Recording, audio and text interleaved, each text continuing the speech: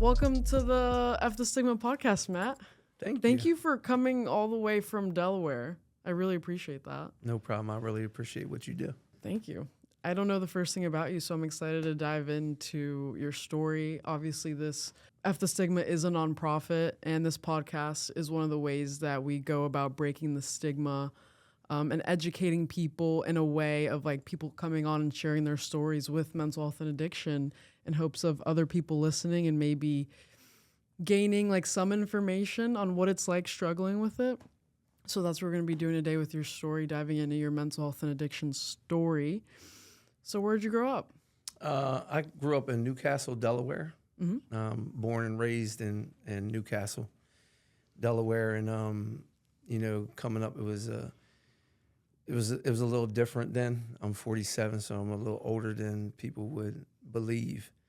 But back then, it was kind of like in my neighborhood, it was a lot of fighting and stuff like that. Like everybody wanted to be the man and fighting, and my brother was like the best fighter, and we all wanted to be like him. Mm-hmm. My dad was violent and crazy back then anyway. It was just like, he wasn't like crazy. He was just really violent on, how he handled things.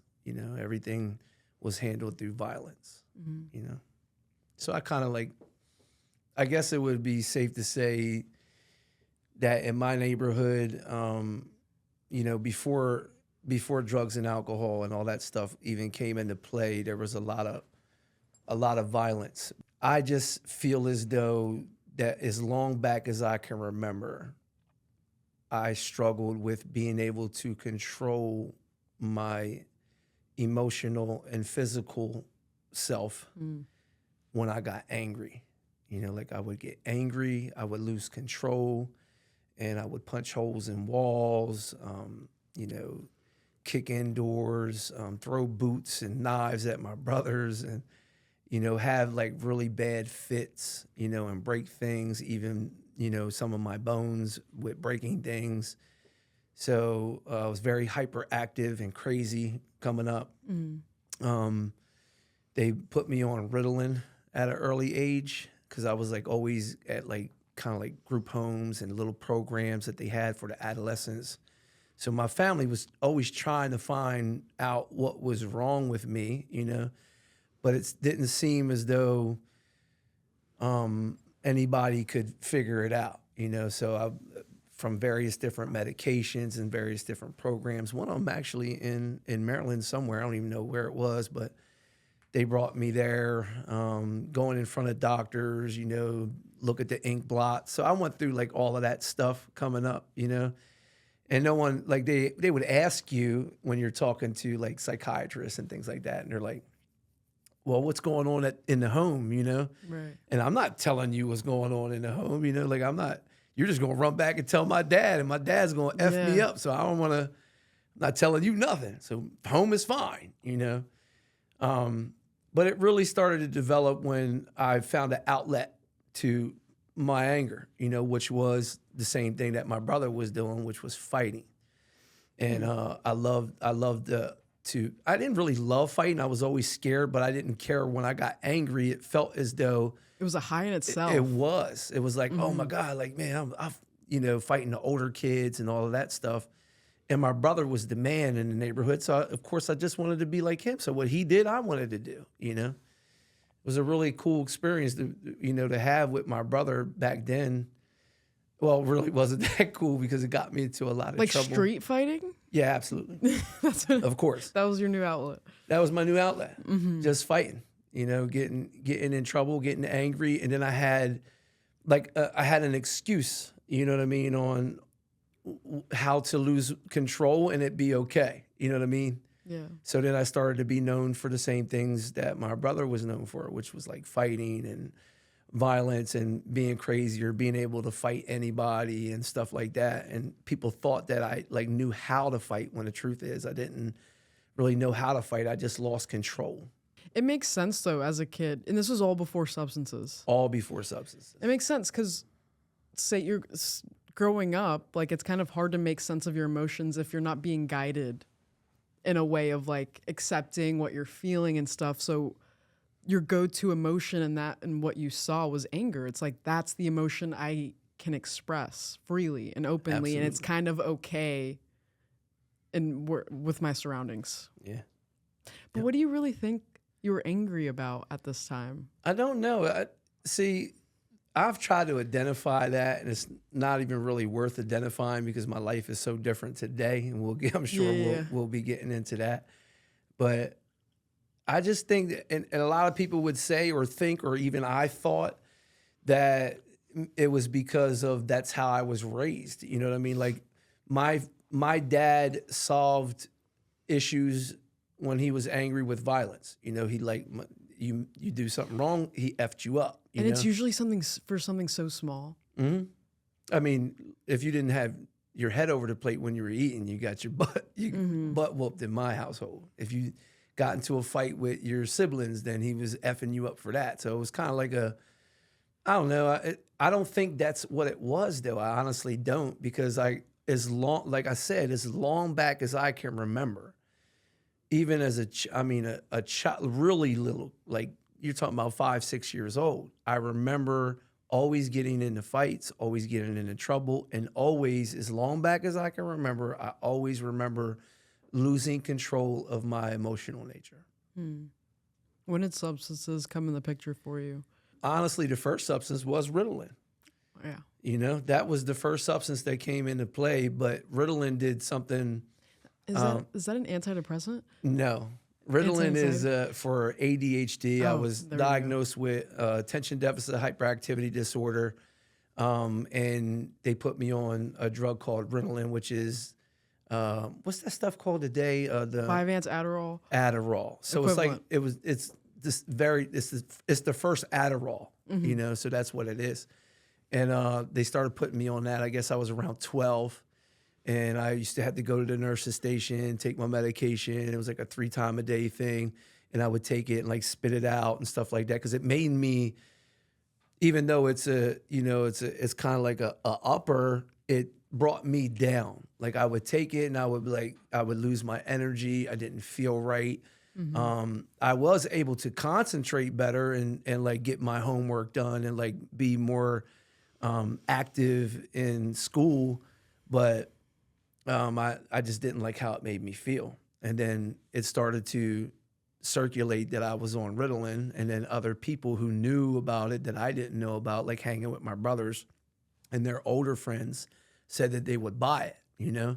So I was like, buy it? What? You want to buy my Ritalin, you know? So I was like, okay, I'll sell it to you. Right.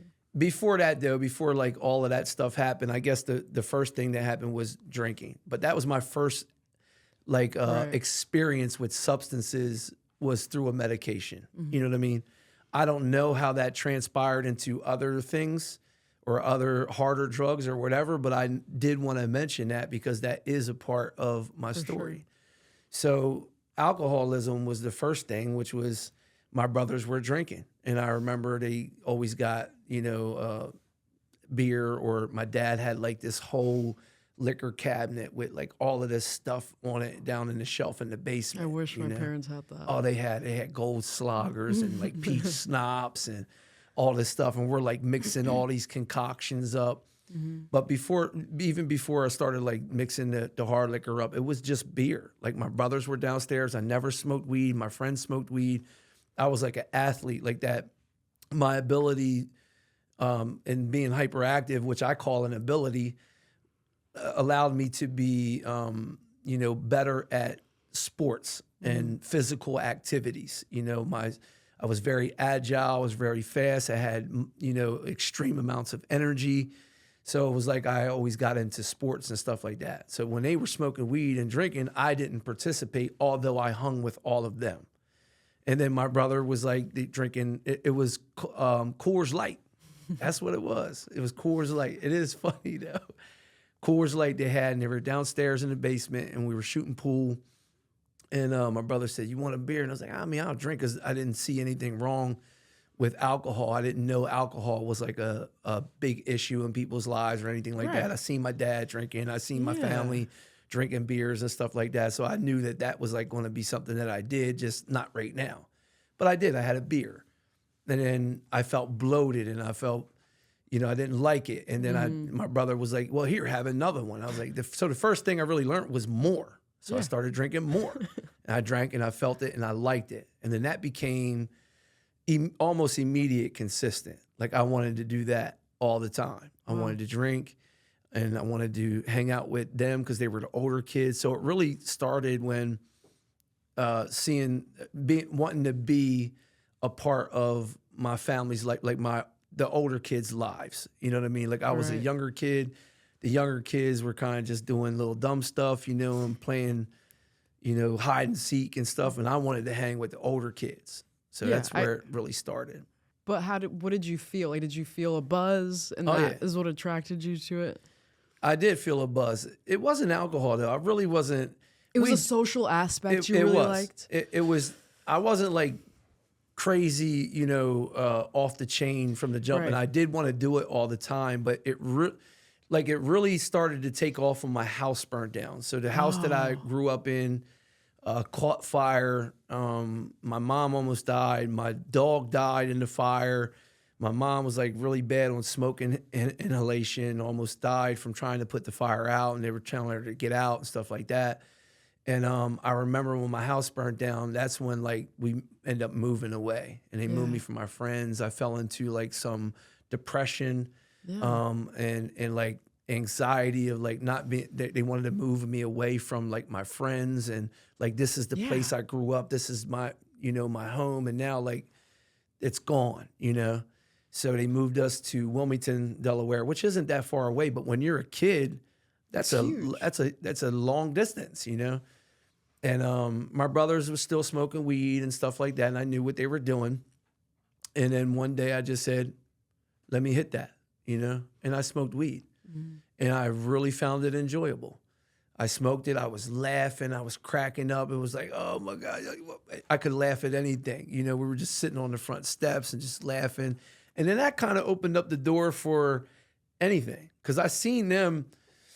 I say this a lot when I do my talks, and it's the truth. I didn't know what the consequences were going to be behind losing my spirit. I just jump right into that, if you don't mind. When I was a kid, I was always stealing and stuff like that. I stole everything. I stole candy bars, comic books, baseball cards. I stole money from my family, my parents, to get candy or whatever. Anything I could steal, I steal. I've been a thief as long as I can remember. And we used to my brother I learned that from my brothers, my older brother. Not Joey, but my brother Chris. And he we would sneak out of the window, shut the lights off, and it was a thrill. Like if we got away with it, we would go out and break into cars, find swatches. I know you probably don't even know what a swatch is, but we wanted to find swatches and gather the change. And sometimes you would find purses in cars and all of that stuff. So that was exciting to me, to go out and do that and then come home to see if the lights were on. But I didn't know, when I remember one specific time where my dad had this gray metal thing in his room, and I knew he kept money in it, And I remember going to steal it. But when I was a kid, there was something, they called it our conscience when we were children. And I felt it. It was loud. It was like an audible voice inside of me. I felt, I felt that voice. I knew it was wrong when I did something wrong. It was it was disturbing, So I go and I steal something from my dad, and something inside of me almost screamed and was like, "Don't do that," And I was like, whatever. And that convicting feeling of don't do that was overcome by, I don't like my dad. F my dad, and I stole it anyway. So I stole a 20. And I remember this is a very specific matter that happened to me. And I remember going to my brother Chris, and I was like, "Chris, look, I got $20 because there was a guy down the street that had a mini bike that he wanted to sell for $80." And Chris was like, "Okay, cool, we'll cut grass and get the rest of the money." Yeah. And I was like, "And I'm not cutting nothing, So I went back. I'm going to find the shortcut. And I got the other 20 and the other 20. And I felt so guilty and ashamed inside after doing that, and convicted, from that that God consciousness is really what it is. Like God convicting me. I didn't know that that was God, obviously, when I was a child, but I felt it. It was clear. This is before drugs and alcohol. And I remember taking it, and I went and got the mini bike, and I felt so guilty and horrible and ashamed after I stole the mini bike, or really bought it with my dad's stolen money, that I threw it in the ditch. And I wanted to get as far away from it as I could. And I did. You know, I gave it to this guy named Matt. Matt went and picked it up. He was like, yo, I'll take it. I was like, okay. And I thought that I would feel better if I just got it far away from me and got away with it. And I didn't. I felt horrible. But that feeling inside of me, I didn't know was God. And I didn't know the consequences behind not listening to that feeling inside of me when I was a kid. I didn't understand where it was going to take me. I didn't understand how difficult life was going to become by not having, you know, so to speak, not even so to speak for me, God in my life, or that God consciousness. For instance, I would do everything that it told me not to do. So when I went to the store and I had that same convicting feeling of, don't do that, don't steal that candy bar. And I'm like, it was overcome again by selfishness, self-centeredness of, you know what, but it's just a candy bar. You know what I mean? And I don't got the money for it. Like, why should I got, you know, just forget it and steal it. And then I would steal. So everything that other voice was telling me to do, I would do, and not listen to that convicting, beautiful voice that told me not to do these things. The definition of like the angel and the devil on your shoulder. 100%. And then I feel like as addicts, we just listen to the devil a little too much. And that's what it is. Cause I completely understand and relate to that. Yeah. It was just like a thrill. It's like, why would I spend $3? What's $3 on this one thing? It's 7-Eleven. They make big tons corporations. Of money, you know? Like a candy bar ain't gonna hurt them. And it was just, and everybody was doing that stuff. Yeah. Well, honestly, even though it may have been different if I had been guided different, but no one knew like no one guides you. Today, my brother has a daughter, her name's Marley Rose, named after Bob Marley. And Marley Rose was playing this claw machine, right? And she was playing the grab machine, and she won a dolly. She wins a dolly, and she goes to my brother, and because she's seen another little girl after her trying to play it and couldn't win anything with her dad.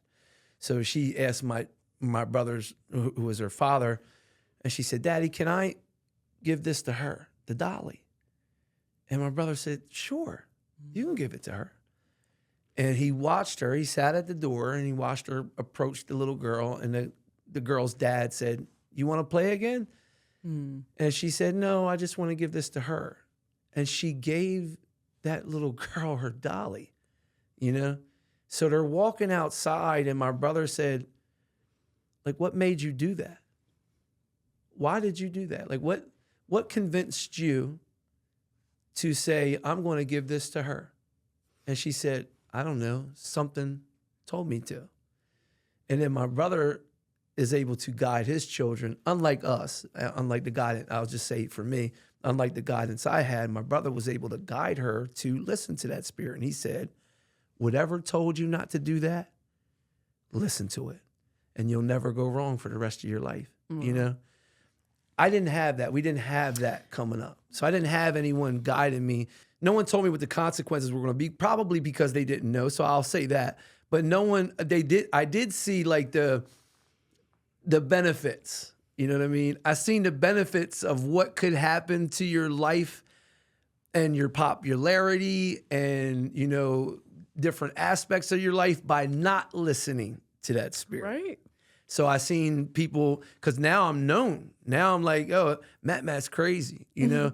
Oh man, Matt will steal anything. Matt will fight anybody. So I'm getting this like popularity, and people are starting to recognize me, and they know me for stealing stuff and doing bad things. And it, like, I'm the guy that they go to, and I felt comfortable and I felt safe with being that guy, you know what I mean? But I didn't see the consequences yet, but I seen the benefits. People were getting women. Women started to be attracted to me because I was well known. money. I seen people that didn't listen to their spirit and they started selling drugs. And we had like local drug dealers, that we looked up to, and we seen them and how money was benefiting them and not listening to that spirit was benefiting them. But I didn't know it wasn't not listening to this. You understand? I wasn't in knowledge to know any of this stuff. And how could I? And they probably didn't know either. But everyone had that same thing in them since you were a child. In the big book, Alcoholics Anonymous, it says it. Deep down in every man, woman, and child is the fundamental idea of God. God was there for me. He was there. I heard him when I was a child. He was there. And I ignored it. Yeah. And I kept pushing it to the side until that don't do that sound started to sound like, and it got quiet. And when it gets quiet, then anything goes. So then drugs and alcohol come into play. And the same stuff that I swore I'll never do, all of a sudden I'm so egotistical and self-centered that I believe that I can do it and I can control and manage it, but you might not be able to. However, I'm me. You know what I mean? So I built this life, but no one told me about the consequences of what was going to happen when I didn't listen to that spirit, the long-term stuff, the 17 years of my life in prison. I spent 17 years of my life in and out, getting out, swearing I was going to do something. The drugs coming into play, the uncontrollable. So I already told you I'm an uncontrollable person when I get angry, So when you have an uncontrollable person and you mix it with an uncontrollable substance, it's a appetite for destruction and bad things tend to happen, So I end up in places like Ferris School for Boys, or Bridge House as a juvenile, or being trialed as an adult at 15 to going to the big house, But I'm sure we'll get into stuff like that. Why were you tried as an adult at 15? Back when I was a kid, I don't know if they have this still, but the federal government always has different laws that they come out with sometimes trying to fight crime and drugs and things like that. And there was a law back then, it was called adult crime, adult time. So they passed some stuff. I don't know who was governor or any of that stuff. I was a kid. I don't know anything about politics in any shape, form, or the fashion, But I knew then that there was a law called, adult crime, adult time. So if you were a juvenile and you committed an adult crime, such as a robbery, which is what I had been charged with, first-degree robbery and assault with a firearm, then you were being trialed as an adult. We were just talking to my friends yesterday who were in prison. One of them has been there for 30 years now, and the other one has been in there for 16 straight. He's got about 25 in, like me. He's been in and out his whole life, but he's got a 25-year sentence now. And, some of them lifers, the people that were there for natural life, are home now because they made that law. They passed a law that you can't give a juvenile life and made it retroactive. So a lot of them guys are home now. My friend Bar Salam Sadid is home. My friend Khalil's home. You can't give a juvenile life. So back then they were giving juveniles, it didn't matter how old you were, they were giving you life in prison, not juvenile life. They were giving you life in prison. So a lot of guys had bodies and stuff like that, like they killed people or whatever the case may be, but a lot of them are home. But that's what it was. It was adult crime, adult time. And they were trialing me as an adult for a first-degree robbery, like I said. So I'm going to court with grown adults. I'm going to court with grown men. I'm in jail. I'm in prison. I'm in the juvenile detention center. But when I go to court, I'm going to court and I'm in the holding cell with grown men, and I'm being trialed as an adult. So you get lawyers and all that stuff. And I went and I've got a family lawyer, and he ended up getting my charges dropped back. Honestly, he didn't do anything. I'll tell you the truth about what happened. I'm in the juvenile detention center, still going to court. This is about 9 months in. Same thing happened there as happened on the street. I get angry. I lose control of my emotional nature, and I get violent. And I'm always fighting, even inside, the juvenile detention center. All I did was fight. I fight, and I put my hands on people when I get angry, and then I end up in something called Amends. admins say is administrative segregation. They take you away from the population because you're not capable of communicating or being or interacting with other human beings. You know what I mean? So they put you on something called admin say. So I'm on admin say on the block, and I remember just like being stuck and wanting to come out with them, but every time I did come out, I put my hands on somebody until the point where like they just wouldn't let me out. Right. And there was this guy, his name was Daryl Williams. He's still my friend today. And he was a CO there, a correctional officer. Wow. And he came in 12 to 8 shift. He was a new guy, you know? And he came in 12 to 8 shift. He called himself a gospel gangster, right? And I was like, what the heck is a gospel gangster? And he was like always like, you know, Bible oriented, you know, and Christ oriented and stuff like that. And I remember talking to him through the cell because I was always up. I mean, I told you I got massive amounts of energy, so I'm not sleeping when everyone else is asleep, especially when I ain't got no way to get rid of the energy because I'm stuck in the cell all day. And he came 12 to 8 shift, and he would let me out to use the bathroom. And I respected that he let me out to use the bathroom. But when he let me out, he started to try to like preach the Bible to me and stuff like that. And I wasn't trying to hear that mess, you know, but I wanted to get out the cell. Anything to get out the cell. Listen. So I started listening. So this was my first experience with knowing what that thing inside of me was. And how old were you at the time? I think I was about 15 or 16, you know. This is like 94, 95, something like that, you know. So I don't even know how old I was back then, but I was young, you know, in 94, 95.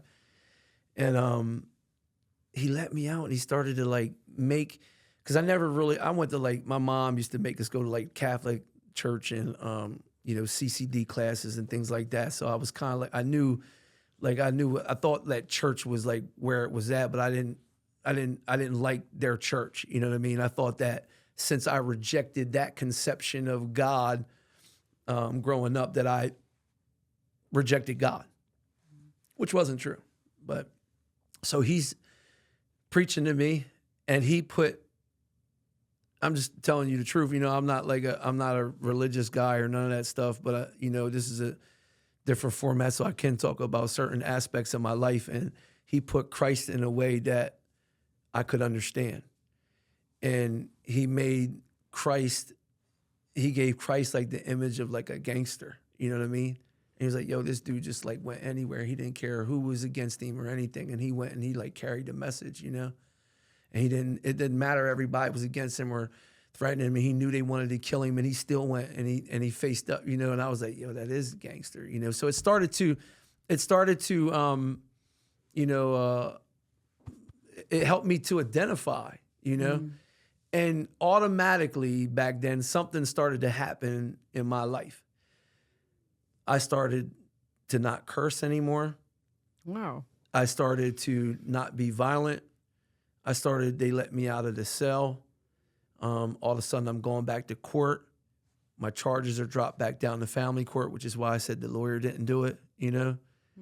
And like all of this stuff is starting to happen in my life. And like I was content and happy where I was.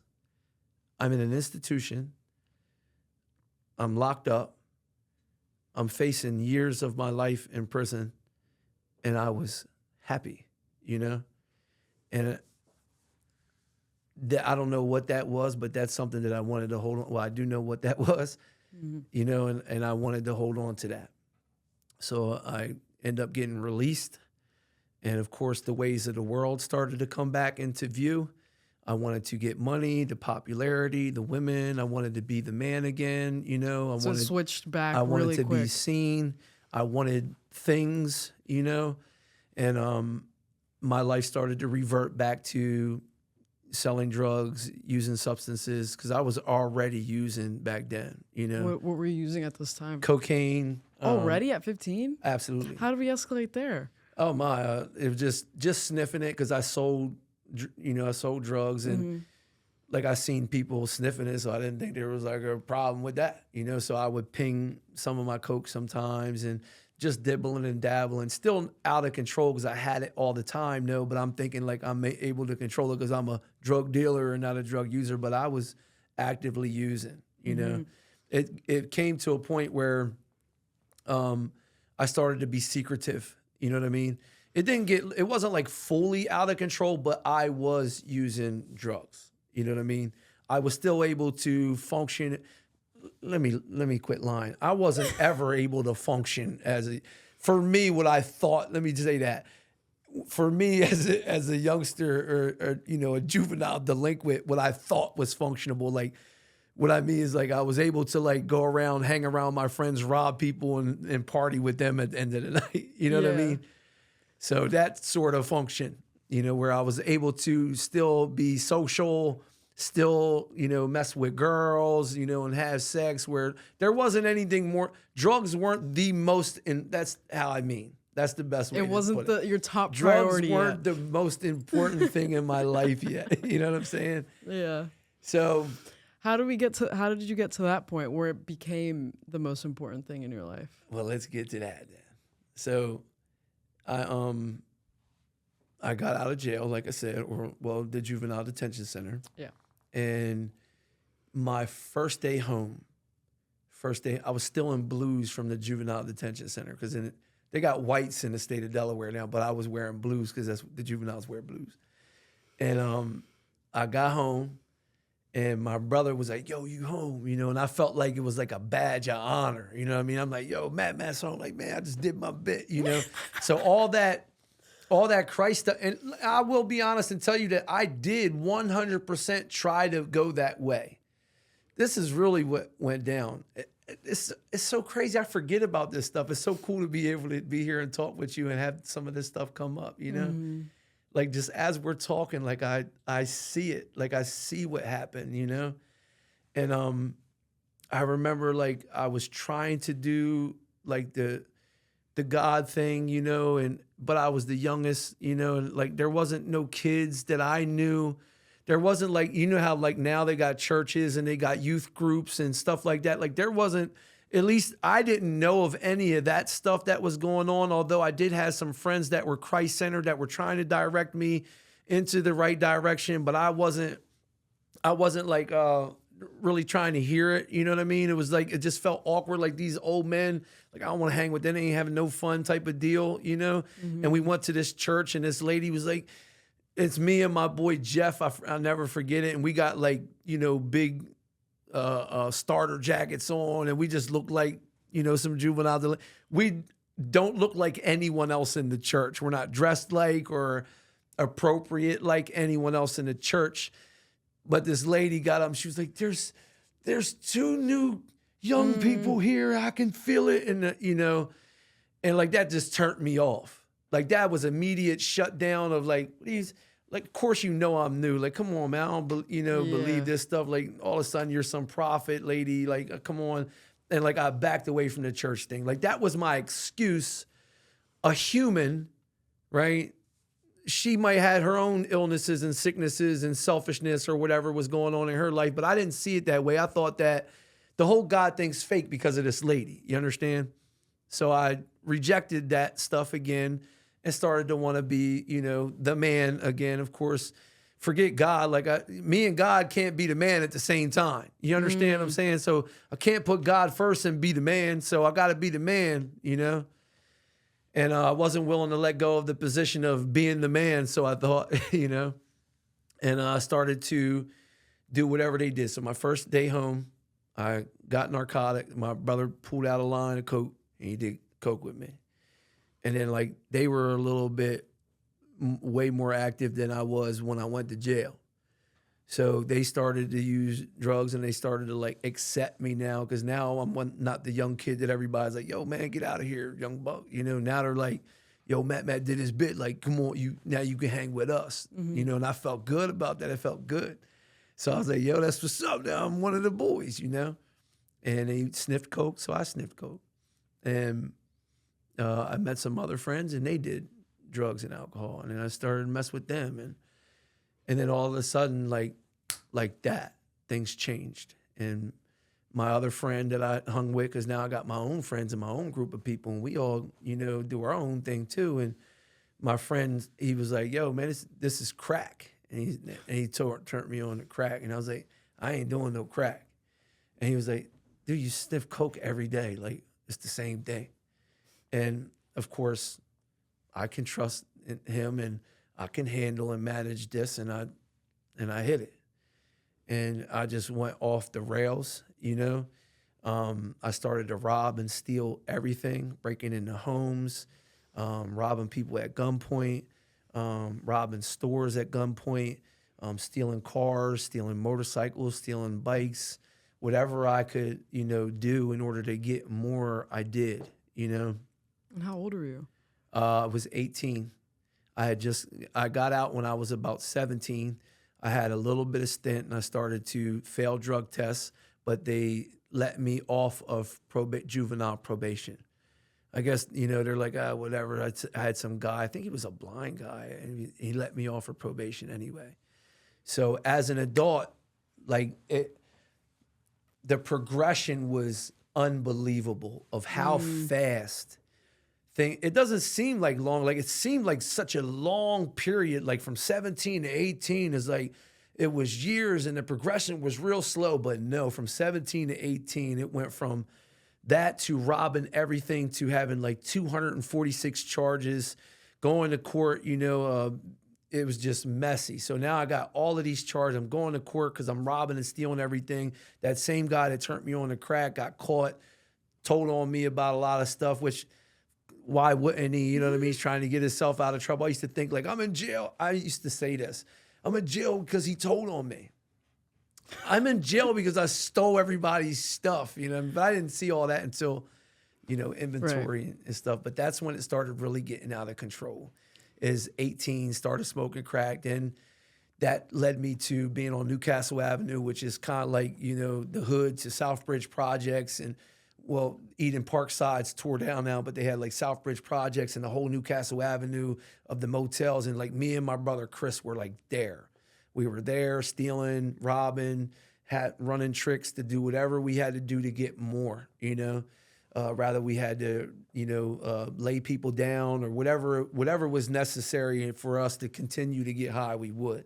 And then of course I found dope. I had this girl that did pills, and she used to come over and pick me up, and she loved me. So she'd be like, give me all these pills for free. And I would do the pills. And when I did the pills after smoking crack, I was like able to function. You know what I mean? Like, I wasn't bugging out and peeping out windows and all sorts of crazy stuff. I was like, whew, there was like some relief. And I was like, oh my gosh, I got the perfect combination.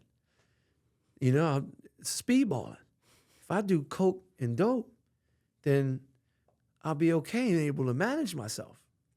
And that's where dope started coming into play. Mm-hmm. And it just got out of control fast, where I ended up getting into some trouble. Like I said, a bunch of guns and stolen cars and a lot of stuff, houses robbed and things like that. And I had tons of hundreds of charges, and they were going to fry me. You know what I mean? I ended up stealing something. I stole a 4-wheeler from a guy's son who was running for governor. And they burnt me. And of course, like, I used to be angry at that too, like, oh my God, he abused his authority, poor me, But the truth is, like, I stole his son's stuff. And if you stole my son's stuff, I'm going to punish you in the ways I know how too. You know what I mean? Mm. And of course, he's a man. But I didn't see all this stuff. It's just now you understand, now I'm getting filled with more resentment, more anger, So now I'm in jail. Same stuff happened. Always fighting, always getting in trouble, always, going to the hole, getting out. Admins say again, administrative segregation, coming out. So they put me down Smyrna, which is like our state penitentiary. And they put us down there because we were like troublemakers. And then going down there doing the same stuff. So first criminal offense as an adult, which was 18. I can't, it's so hard. I don't want to make it sound bad because I can dress it up to make it sound like poor me all day long. Right. But the fact is, like, I stole and robbed hundreds of people. Hundreds of cars were missing when people got up to go to work in the morning. I broke into homes with people in them. I've done home invasions. Like, I've done all of this crazy stuff, right? And I'm saying that I'm in jail because the governor, you know, this guy was trying to run for governor, and that's why I'm in jail, not because of the stuff I did. You know what I mean? So they gave me 5 years as a first-time offender. And then I'm going, first it was 18 months, and then they gave me 5 after, but they gave me 18 months, and I was like, is that everything? And the lawyer was like, yeah, and I went through 4 lawyers, so I had all these different, politics in Delaware is crazy, because if they want you, they'll get you, you know? And I understand, because people fight how they know how, you know? So I went through 4 lawyers, and I could tell that they all changed on me. Actually, it's, you can edit it out if you want, but Joe Biden was the senator then, and he came to my sentencing, you know? Really? Yeah, so all of these people were like my lawyers. I went through 4 lawyers, and I won't say their names, but I went through 4. You know, I can say their names because this is a whole different format. If you want to edit it, you can. His name was Joe Gabay, James Natalie, Brandon O'Neill, and then Tom Foley finally got me out of jail. Wow. And I went through these lawyers, and they all told me I was going to be fine and everything's okay and don't worry about it. And I stuck with them, and then they just, like, you could feel the turn on them, you know? And they were like, yo, man, basically there was no one that could help me. My family got involved. They started to call the lawyers. The lawyers started to tell them things that were, like, outside of what any lawyer should say about any individual ever, you know? And, like, I started to get really scared and more angry, you know? So now, like, now I'm in prison, and I'm not, like, no, I wanted to fight all the time. I'm like, you know, people are scared of me in a place that people should be scared. You know what I mean? And I just was so angry and resentful and hateful toward the world and toward what had happened to me. And then 18 months later, or about 6 months into my 18-month sentence, they hit me with a whole bunch of more charges for stuff that, I mean, I've already been in jail. So now I'm going back to court, and another lawyer turned on, same dude that got me, you know, that dropped back down to family court as a juvenile when I was being trialed as an adult, is the same lawyer that turned on me this time, you know? And like, I just remember being like, you know, they're offering me this 5-year plea on top of the 18 months. And I'm like, man, what are you talking about? And he's like convincing me, like, just take the plea because, you know, you got the senator in the room, and he's just going to make himself look good in front of him. So the judge is going to do what he needs to do. And don't worry about it. I'll put in a modification, and we'll get you home. We'll get you home.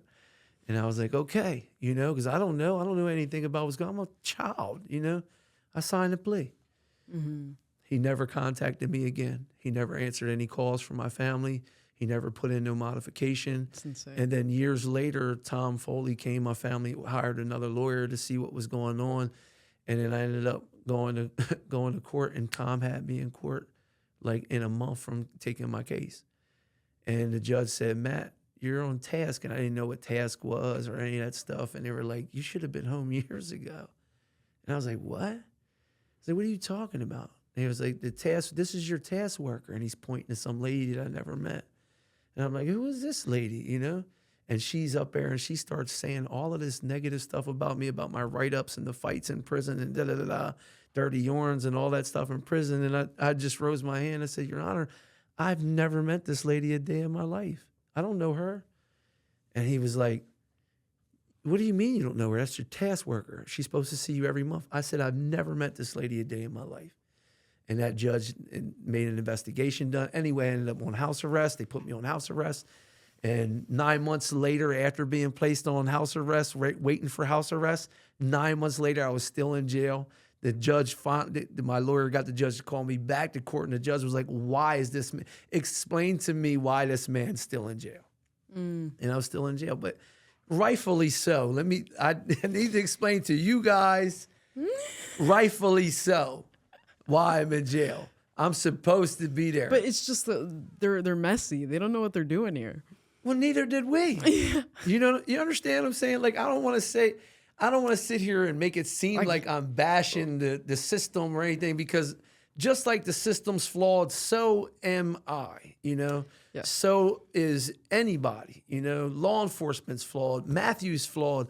Our children are flawed. You know, we're all flawed, just trying to find our way, you know? And some people find the route back to God and some people don't. Now I'm just at a journey where like I'm like so happy that I found my way back to God, you know, because a lot of people don't. My friends are gone. My girl is gone. You know, my girl's name was Crystal Ann Lachette. She's gone. She passed away from a fentanyl overdose. My best friend, you know, TJ Merced, you know, Jose Merced, he's gone. He passed away from a fentanyl overdose. So many different of my friends. Eddie Mahan, my friends growing up when I was a child, Eddie Mahan, Chan Cathcart, and Aaron Owens, they're all gone. These were my immediate circle growing up as a kid, and they're all gone, rather from drug overdoses or gun violence, you know? And then I got some friends that are, you know, that I was talking with my friend with when he was in the car, like, they're not coming home, or they're just struggling to try to make it home, you know? Mm-hmm. They're doing 25, 30 years, you know? So, my brother, Joey, the same one I looked up to my entire life, fentanyl overdose. He's not here anymore. His son, my nephew, Alec Anderson, fentanyl overdose 6 months after my brother. So it's like, to be here, to be here, just alive, man, I'm honored. I'm honored. And I don't know why God chose me, but I know like I'm willing to go that way. I don't want to be selfish and self-centered or like the other people that have those problems and don't want to look at them. And just like I was saying, I didn't want to bash it, but hopefully like even the officials in the government that do stuff like I'm discussing, hopefully they find their way back to God, you know?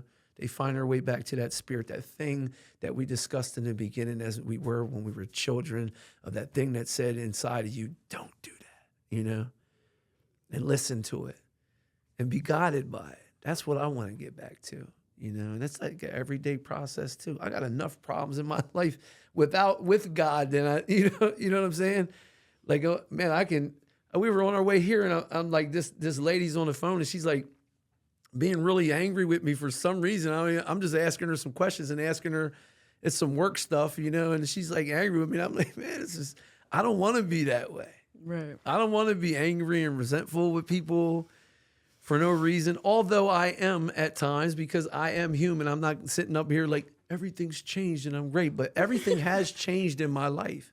Right. You know, like everything has changed. Just like how our addiction can progress in such a short amount of time, it can progress in such a beautiful way in sobriety, and so quickly, so fast. Yeah. About that, how long do you have sober today? I'm going on 9 years in February. Yeah, it's amazing. February 13th would be 9 years. It's crazy, isn't it? Mm-hmm. Insane.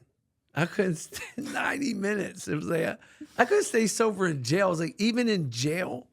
This is how bad the progression is of drugs and alcohol. Even in prison, all the years I did, every time I got out, I went back for years. I would get out, have a new way, try to do something different, swear I wasn't going to do it again, and boom, just like that, I'm back in prison again. And for every time I went in there, I was always seeking out some way to escape, I know everybody in the med line. I know everybody's medication. I'm at the top of the tier looking down what color pills. I know every pill. I know who gets the good stuff, who don't. You know what I mean? I know who I'm going to go get some commissary money and who's going to be my friend. I know who's bringing, you know, marijuana in or other substances.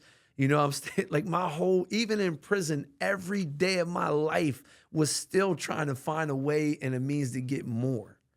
Mm-hmm. Even in the joint, I couldn't. Like I was still locked up here, still in that addiction here. So what happened? What happened to me?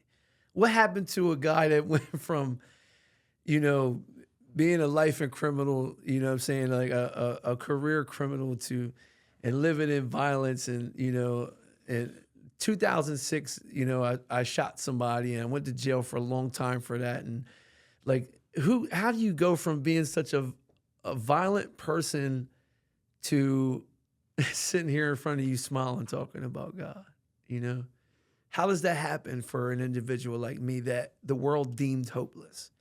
That even my family had given, man, listen, I gave up on me, So what happened? What happens to people like us, And thank God for you. Like, what happens to my friend Dave? What has happened for us, that's special?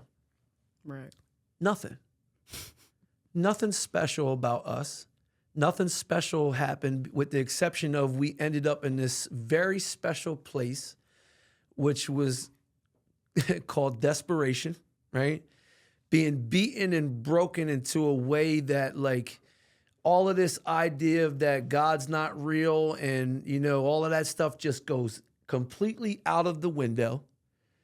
And now I'm just at a point where I completely give up on the best person that I ever gave up on, me, I finally gave up on myself that I had any idea of how to live, of how to be a good person, of how to stay sober, of how to stay clean, whatever you want to call it, of how to function, of how to get a job, how to make a life for myself. I'd given up on any idea that I was capable of not just life stuff, but capable to survive.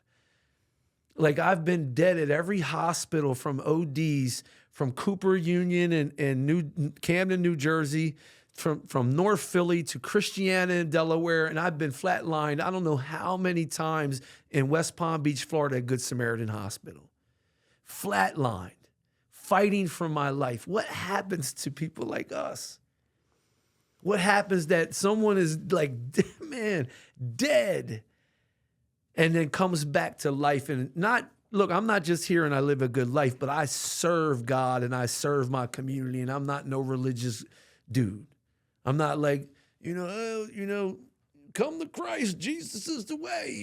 I'm just a man, and something happened too. I ended up in that point of desperation. I ended up in that place of like, hopelessness, just like the people in the book, I even tried, the things that I tried to stay sober was prison, going to the programs, going to institutions, not really going, but being court mandated to institutions, doing the programs while in there, Key, Crest, New Visions, Green Tree, learning about Terrence Gorski, learning about substance abuse disorder, learning about, the 6 stages of developmental models of recovery, and, learning all of this stuff, and, learning about my triggers. Like I can't go anywhere.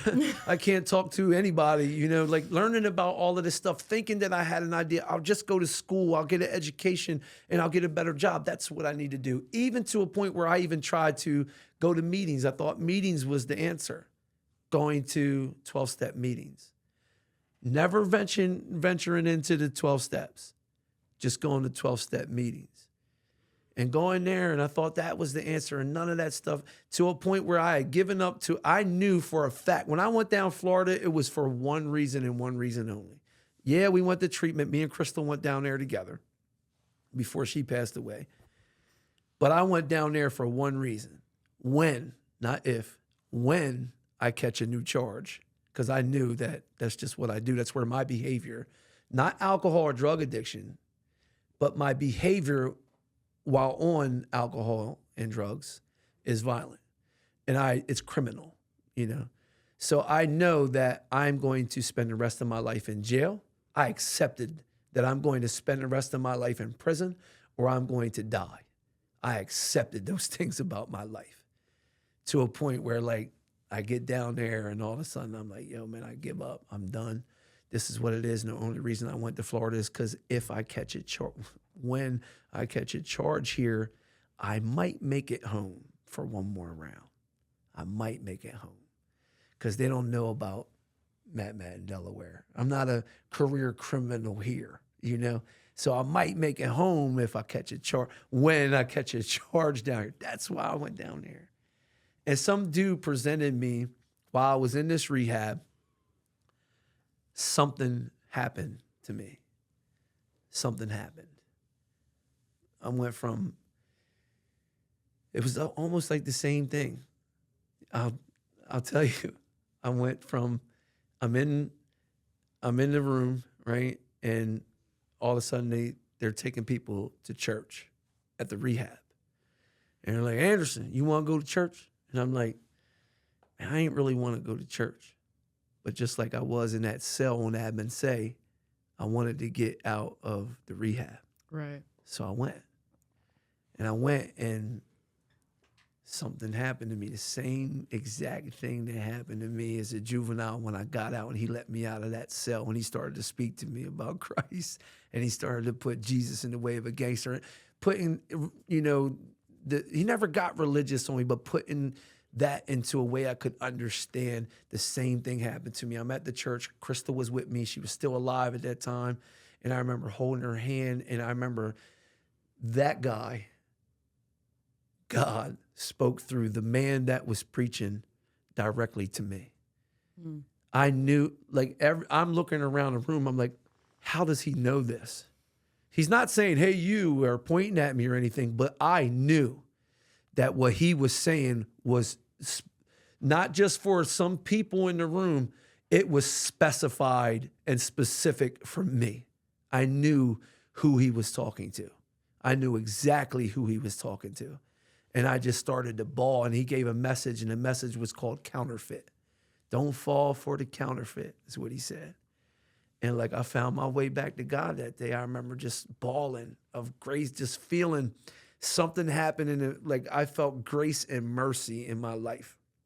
Like I was touched that day. And I remember just starting to cry. And Crystal said, what, Eddie? Because my friend Eddie Mahan, who's like my brother growing up, had just been murdered. And she was like, what, Eddie? And I was like, yeah, but not in the way she thought, like, not like poor me, I lost all my friends type of deal. I was just like, oh my God, like all my people are gone. And like, I'm a much worse person than they are. But for some reason, he picked me. Like I felt chosen. I was like, oh my God, like, yo, I don't know what you want from me, but I'll do whatever you want for the rest of my life. Like, oh my God, thank you for choosing me. Like grace, knowing that I didn't deserve it, I knew that I was something. That's the something that happened. I was chosen, you know? And I was just like, yo, I'm willing to do whatever you want me to do for the rest of my life. And then there's this guy that approached me with that big book of Alcoholics Anonymous. How what would you, I had no idea what the 12-step program was about. Although I would tell you that I knew all about the 12-step program because I'm Captain Recovery. I've done every program. I know exactly what to say, how to say it, and I know how to hear you speak and do a good talk and then regurgitate everything you say in a way that sounds better and make it sound like I said it, I'm good at that. But this way I was out of ideas, like I said, out of answers, and resigned to the fact that I'm going to die or end up in jail. And then I got approached. And a man approached me with that book. And he took me through the process. And I started to break down to me exactly what I suffered from. Exactly from the mental aspect, not even just the physical aspect is easy. I pick up, I can't stop.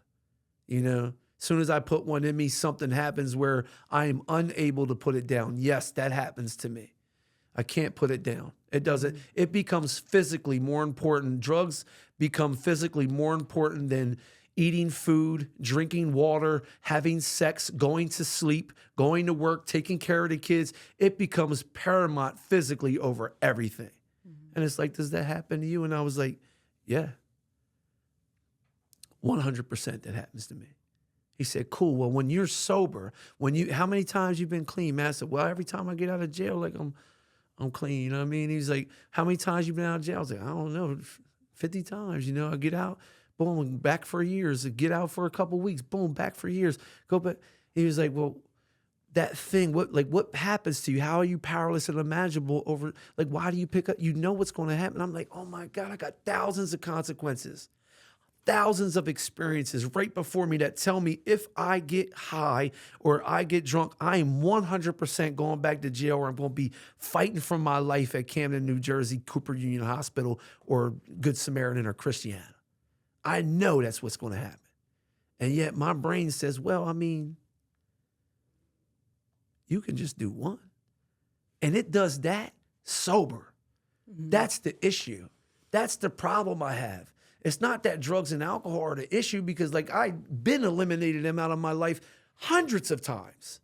But now I'm in this spot of like being completely substance free, and all of a sudden out of nowhere, you can just do one. And I'm like, what? Just do one? That's a brilliant idea, you know? Just do one. I didn't think about that, you know? And then I just do one, and then the physical thing happens, and then I'm back in jail again. He started to explain everything to me. Then we went into this inventory process. My third, like the second step, we're talking about, you know, came to believe a power greater than myself could restore me to sanity. The insanity isn't that like I lost my job, my car, my kids. The insanity is me in the parking lot of probation, just getting out of jail, completely substance free for years, hundreds of consequences, thousands of experiences, knowing what would happen if I use, knowing I'm an addict. And yet my brain says, as soon as you piss in this cup, Mr. Anderson, you got 7 days before they give you another drug test. You can just do one, and you'll be clean before you take that other drug test next week. And I'm like, brilliant. This is brilliant. That is the insanity. I need God's help. There's no human power helping me with that. There's no girlfriend, amount of money, no job, no car, no rehab that's going to help me when I'm in a position by myself, with myself, and I lie to myself and convince myself that I can do just one. I need God to restore my sanity. That's it. The most powerful human power is love, and love for my child. JC is I love JC more than anything in the world. She's 7 years old. She's about this tall. She's nonverbal autistic, and that's my daughter. And she's not biologically mine, but by all means, that's my daughter. I'll do anything for that little girl, no matter whether her mom and I are together or we're not. Rather she has gotten married or not, there's never going to be a time in my life that I will not be there for that little girl, period. And I love her. Mm. But that's not enough. That is not enough for me to convince myself when I tell myself just one, to say, that's a ridiculous idea. Only God can restore me back to sanity. Where when I think of it, and how he does that is like, after I'm willing to believe and trust in God or that power to, you know, to do those things for me, and he does. Where all of a sudden when I get a thought, if I do get a thought, I had one thought in the last 9 years on the use. I lost my girl sober. I didn't even think about using. My relationship with God and Christ grew through that. I went back to prison sober. Really? Yeah. I went back to prison sober for records that I caused when I was getting high. And I went back to prison. I was like, God, if this is where you want me, this is where I'll be. Like my trust and reliance upon God is what changed everything. And like now when that thought, and one time that thought came up when I was passing Camden, New Jersey. And then all of a sudden out of nowhere, that suddenly it said, bag of dope would be nice. And I was like, man, bag of dope would be nice. You know, but my very next thought, not, yeah, I mean, that's it, you know, yeah. And believing in it and getting off the exit, my very next, it was bag, and immediate, like loud, that same sound that told me don't do that when I stole from my dad said, bitch, you'll be dead tonight. It was loud. I was like, oh shit. I was like, yo, Dad, God's funny. He called me a bitch, you know. He even called me a bitch. So, and that's what happens. And in the third step, my greatest third step experience was like, I'm just, you know, I'm not trying to break down the whole process. I'm just saying this is what happened to me. Like what happened to me that guy is now who I am today, you know? How do you go from that to like being a criminal to baking cookies for your neighbors from Christmas? You know what I mean? Like what happened? This is what I'm telling you what happened. And then the third step was like my most powerful third step experience is when Crystal passed away. And she passed away and I was just like in my house, I'm talking about broken, like man, broken. You lose your, you know, your significant other, you know what I'm saying? Like, I was going to spend my life with her, you know? And like, she's gone. Like, I'm coming home from work and like, she's not there, you know? Mm-hmm. Like, I'm trying to pick up the phone and call her and I can't, you know? Like, broken. And like, I'm on my hands and knees and I'm just talking to God and I'm like, please. Because I thought that she didn't know God, right? So I begged God. I said, please show her the way. I'll do whatever you want for the rest of my life if you just take her. I'm talking about snot. I ain't talking about one of them serenity prayers at the end of the meeting. I'm talking about from the gut, everything inside of me, heart-driven, heart-wrenching, like, please, I need you prayer, you know? And I was like, I'll do whatever you want for the rest of my life. And he showed me. He took her. That's all I can say is he showed it to me. He showed me that he took her. I got a text message.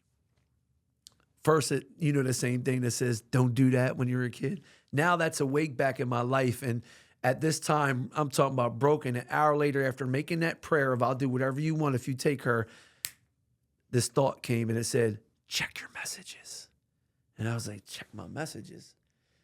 Why am I checking my messages? So I look at the phone of her and I's last conversation. And she sent me the sun beaming through the clouds because we had to evacuate for Hurricane Irma from Florida. So we're back here and then we're driving back. She drove by herself. I was driving with my dad. And she sent me a sun beaming through the clouds and it said, wow, underneath of it. And this message didn't mean anything when we had the conversation, but now it said, check your messages. It meant everything. Right. Like it was just like regular, at the time, just like some regular conversation. Right. So now I'm like, oh my God, like check my messages. Then I responded to that cloud beaming through the sky. Awesome, where are you at? That's what I said. And her response was somewhere over the rainbow, silly. And I said, is there bright blue skies? And she said, yup, and the grass is way greener too. And now that message meant everything. That's insane. Now that was his message to me that he did what I asked, and it's my turn to uphold my end of the bargain, which honestly brings me here with you today. Right. You know? So you prayed to God that she would find God. I prayed to God that, well, I feel like she already knew God, but I didn't think it was too late because she was passed away, you know, that she didn't know God. If I asked God to take her while she was there, look, I'll say this. The reason that I said all this is because of my experience. When I died twice in 6 hours at Good Samaritan Hospital, I was flatlined. I got out. I went and OD'd again and was back in the hospital in front of the same doctor and they're packing ice on me and all that stuff. And I'm like going into cardiac arrest and I'm OD'd, flatlined, and they're bringing me back. And when I woke up, you know what I mean? It was like I was like in a different world. That's all I can say. Like I was in between worlds. Right. I know that might sound crazy to you, but I was in a different realm. When I opened my eyes, like I knew that I was going to die. And I also knew that where I was going was not going to be a good spot, you know? And I remember talking to Crystal and I just kept trying to breathe. They kept saying, just breathe, Matt, keep breathing, keep your eyes open, breathe, breathe, breathe. And I was like, you're losing me, ma'am. You're losing me, help me, you know? And I remember saying, I'm going to make it. And I remember something went by me and looked like a doctor and said, no, you're not, in my ear as it went by. And I was like, why did he say that? Why? You understand? So I felt like I was in a different realm and I thought there was things in there trying to trick me into believing that I wasn't going to go to a good spot or that I was not, you know, effective with God. So I thought that was what was going on with her, which is why I asked for what I asked for, you know? Right. And he just showed me, don't sweat it, I got her, you know? And then now I do exactly what he told me to do. That was my third step prayer of like, yo, giving my whole self. I'm giving my whole self, you know, whatever I need to do, my finances, my life, my time, you know, my most precious asset, my time. I give it to serving others and serving God, you know.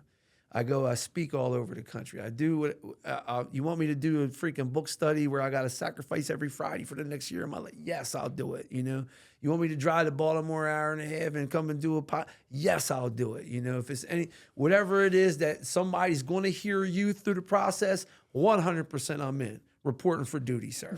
You know what I mean? And like I had to do inventory too of my life. Inventory was the most fact-finding and fact-facing process and the most powerful thing that any human, not just drug addicts and alcoholics, any human on the planet, it is the most powerful thing that any of us, any of you watching, anybody on the planet could do. Anybody. I could do inventory because everything, I'm angry and resentful at everybody. And for instance, Matt, why are you in jail? The boy told on me. You know, that was my answer. Man, boy told on me. And I got everybody convinced. And all my friends are like me too. And they're all selfish and self-centered and resentful and angry. And they're going, did he? Man, boy told me. That's messed up, bro. You know? Forget the fact that I shot him. I'm telling you I'm in jail because he told on me. Right. You understand what I'm saying? It's ridiculous. Damn, man, why are you in jail? Man, the PO ain't like me. I got 8 dirty yarns, ain't been home for a curfew, you know? And I'm telling you, I got caught with a Whizzinator, and I'm telling you. We finally take accountability in sobriety. For everything. And it just clicks one day of like, wow, I've been blaming everything and everybody else for all of my problems my whole life. And it's me. I can't believe I'm the one that caused this. I hated my dad. My dad is the man. My dad, through doing inventory, like for instance, it was kind of like, I'll just give you like a brief description. Pop, that was my number one resentment, right? They were like, yo, write your resentments. They're like, who's your number one, man? I'm like, Pop. That's who's my number one resentment. F Pop, you know? And it's like, well, what'd he do? I'm like, beat us, you know, uncontrollably. Wasn't there for me, you know?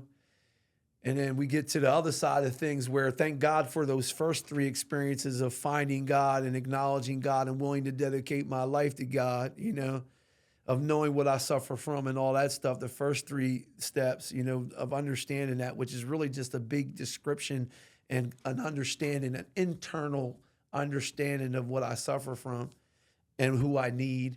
And then moving into this process of seeing like Pop, I'm willing to look at it from a different angle now. It's like, what did I do? Where was I at fault? Where was I wrong, dishonest, selfish, and with my dad? Not just in why I'm resentful, in the time he beat us or whatever, which is so many times. But where was I at fault? I was a bad kid. I told you I broke all sorts of stuff. You know, I stole all sorts of stuff. I snuck out the windows. I was not a good kid. And back then, when you called, you know what they called child abuse back in my day? Discipline. That's what they called it. Right. You know what I'm saying? Like, honestly, it might be like you got your butt whooped. People whooped your ass. Yo, your neighbors might whoop your ass. You know what I mean? If your neighbor seen you stealing or something like that, your neighbor might come out, whoop your ass, and take you to your dad, and then your dad whoop your ass. That's just how it was. And what a great way to grow up. You know what I mean? I'm being honest. Now that I'm looking at it. Gives you some thicker skin. Man, what a great day. What a great day to be in, you know? So I went from that to looking at the truth of my dad, where I was all of those things. I lied about everything. I stole everything, right? I beat people just like he beat me uncontrollably, which I've kindly outlined to you throughout my whole life. People begging me to stop, and I can't because I have already lost control to the point where I'm even shooting someone, you know? Wrecking his cars. Guess wasn't there for me. Guess who was there for me every time I went to jail? My dad. Guess who came see me? My dad. Guess who answered the phone? My mom and dad. You know? Guess who got me lawyers? My mom and dad. Guess who had a place for me when I came home? My mom and dad. Guess who always will help me on my feet and has never, ever stopped loving me? My mom and dad. They have always been there. While I'm in the newspaper smiling after I shot somebody, and my family got to go to work and face their employers and their neighbors with me in the newspapers. The embarrassment of my family. Police standoffs at my mom and dad's. while the neighbors watched. The embarrassment, you know? And I'm like, wow, like, oh my God, it's not my dad, it's me. And through that process and going through inventory, not just with my dad, but with every single person that I was resentful at, including the guy that was running for governor, including him, where I realized it wasn't his fault. And because I stole a four-wheeler, that's full of shit. I stole all sorts of stuff. I stole everything, robbed everybody's cars. Whole neighborhoods woke up with shit missing. You know what I'm saying? I'm causing violence, beating up kids, people in the hospital, all sorts of stuff. And I'm telling you that I'm in jail because I stole a four-wheeler. No, I'm not. I caused everything that is my mom. About 2 years ago, I was sitting with my mom, and she's like, you know, Matt, I'm so happy with how your life turned out. And she said, boy, you were given a rough hand, you know. You had one hell of a deck of cards, Matt. And I said, Mom, as much as my pride wants to say, damn right, I said, no, Mom. Everything that's ever happened to me was 100% a direct result of things that I did. I just couldn't see it at the time. And my mom just looked at me in like amazement, like she don't even believe it. You know what I mean? I don't mean she don't believe, like she don't believe what I'm saying. She still believes that my life was rough. Not a cause of me. Like, and she even said it. She was like, well, some of this stuff. I'm like, no, Mom, all of this stuff. All of it. Mm-hmm. Like it changes my perspective. Inventory on my life and any human being's life changes your perspective. If your perspective changes, everything around you changes. 100%. Because it gives us almost, not control, because we're not really in control, but it's like, wow, I can actually make this better. Yeah, that's absolutely. Amazing. It's just, it blows my mind every time, like still to this day. I've been doing this podcast 3 years now, and to this day, it still blows my mind the turnaround in addicts and alcoholics' lives when they get sober. Unbelievable. Like your story has so many layers. I don't doubt that we've barely even scratched the surface. This is very true. Yeah. You know what I mean? Yeah. So it's cool. just, no, it's insane. Yeah. To make an amends, even to go into the amends and not just admitting I'm wrong and seeing it, but going and facing it. You know? That shit makes like my heart drop and me nauseous and makes me want to throw up. It's amazing. It's my least favorite and favorite step. 100%. It's difficult. For those of you watching it, or the people listening, it's very hard. Actually, Dr. Bob, it was his most difficult thing, and he got drunk again. Until he went back out and made all his amends, that's when he stayed sober. He was afraid of people knowing what he had done to them because he would lose his job or his position, the pride and the ego of being a doctor. How can I tell people I wrote scripts for myself under their name, you know? Like, it's difficult to go and admit your fault. Like, no one wants to do that. It's tough. But when you do, the result that anytime you fight with your pride, which is yourself, you know, and your selfishness, anytime you fight with that and you win, the feeling and the result that you get is unbelievable. For instance, my mom, same lady, I cussed my mom out. This is probably 5 years sober at the time. I cussed my mom out. She was like, I was on the phone. I always mess with like people that call, you know what I'm saying? If they call like, hey, we're with such and such. So I play with them, and then I end up cussing at the dude or something. And then my mom was like, you need to stop cussing on the phone. And I was like, Mom, just shut the fuck up. And I'm like screaming at my mom. And my mom's like, you don't say stuff, and you don't talk to people that way, da-da-da. And I'm like, wow, what the fuck ever? And I leave, and I slam my door, my mom's door, not my door.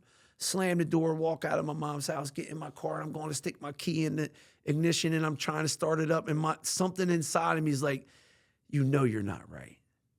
And I can't start to, man, I'm fighting with myself. I want to just get out, cool off, and we'll talk about it some other time, which will probably be never, right? I'm just leaving, and we'll leave it undiscussed, and We'll act like, it's just a passing thing.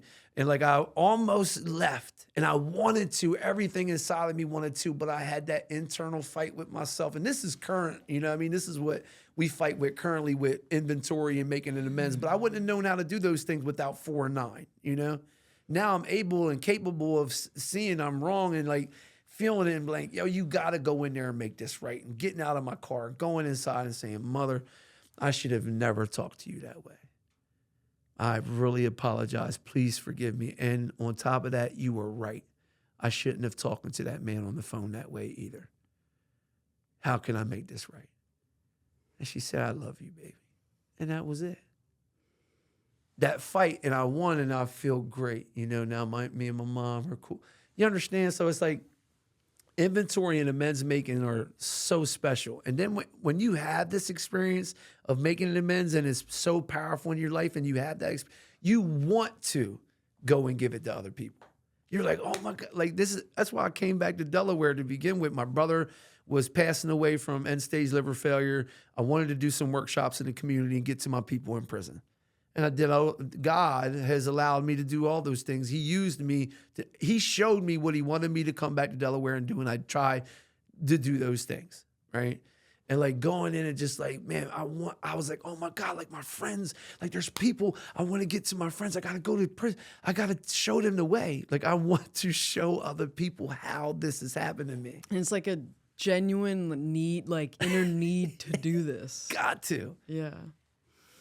One last question I want to ask you is, and you kind of explained it a little bit of how addiction works in your brain, but the main reason there is a stigma with addiction is because most people don't understand it. It's true. They can't like wrap their heads around, why can't you just stop? Yeah. You just don't want to. You can stop anytime. So what would you say to somebody that maybe doesn't know the first thing about addiction, or somebody that really stigmatizes addiction? First and foremost, fuck the stigma.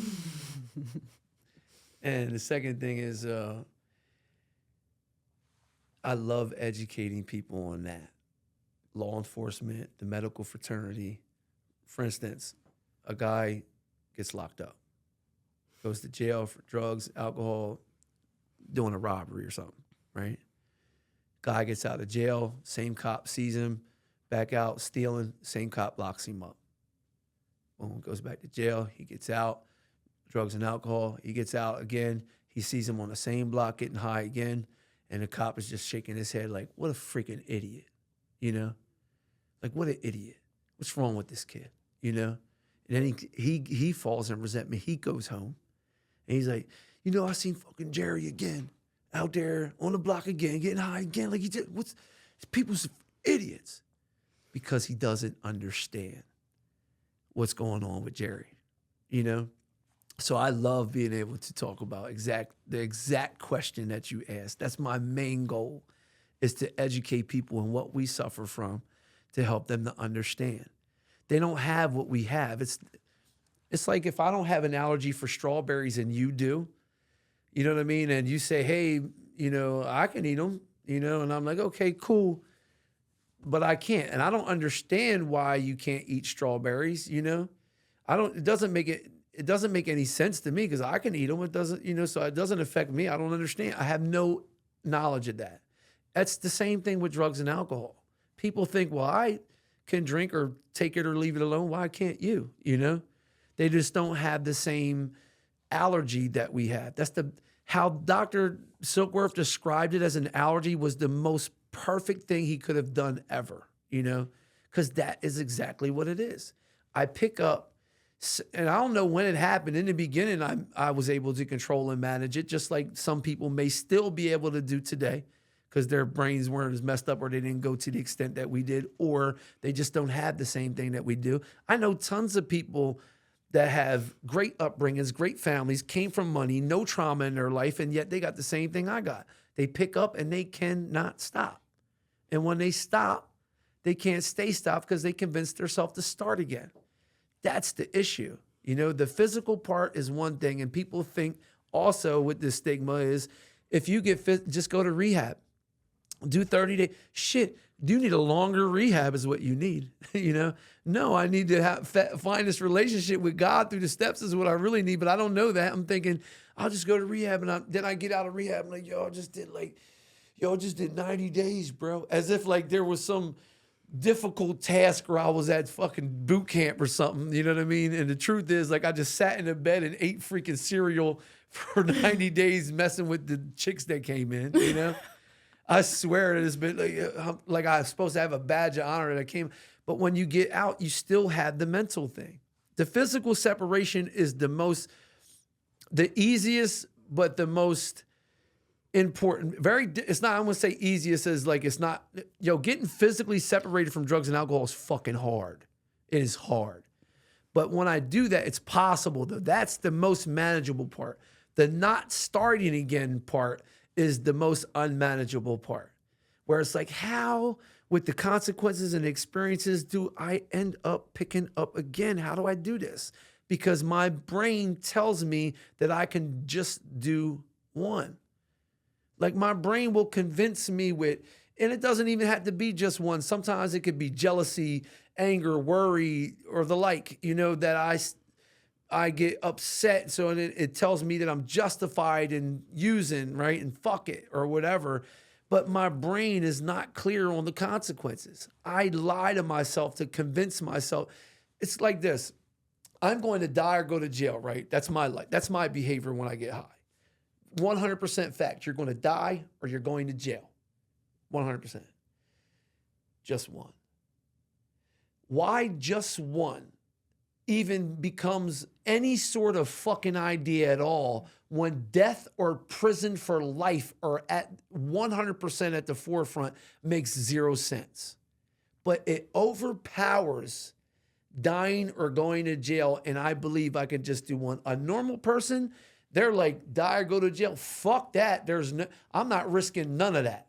I'll never do it again. My mom and dad, for instance, don't have this. My mom and dad have eliminated, they don't drink. Not that they can't. I don't care if they just don't, because they're like, yo, I seen what happened to my sons and I don't fuck that. They have eliminated drugs and alcohol in any way, shape, form, or fashion in their home. I don't want nothing to do with it. They don't even carry it. You know what I mean? It's like, that's what our brains do. And that's what is different from us and the normal person. But the result from the steps would be the same, for a normal person as it is for us. They can find God through the 12-step process. And contentment. Oh, and everything, There's a lot of things that come with it. There's over 300 12-step fellowships. Most of them don't even deal with a substance. Right. Al-Anon and Nar-Anon are 12-step fellowships. They're supposed to work the 12 steps. That's what you're supposed to. It's not a meeting, a therapy session. It's a 12-step program. They work the 12 steps, and they're not drug addicts and alcoholics. They just deal with us. You know what I mean? That's their way of dealing, and that's what they're supposed to do. Young adult children of alcohol. Like you have all these different Gambling's Anonymous. Most of them don't even deal with this stuff. Codependence Anonymous, Sex and Love Anonymous. They have all these anonymous programs for all sorts of stuff, and people can benefit off of it. That's right. I suggest you find one near you. And see what happens to your life. You never know. You never know. Well, I really appreciate you coming on the podcast today. I appreciate you having me. It's been fun. And you honestly took over. I was honestly just mainly sitting here listening. I'm sorry. I tend to do that from time to time. It's been amazing. I really appreciate you coming all this way. So thank you so much. Thank you so much. I really appreciate you.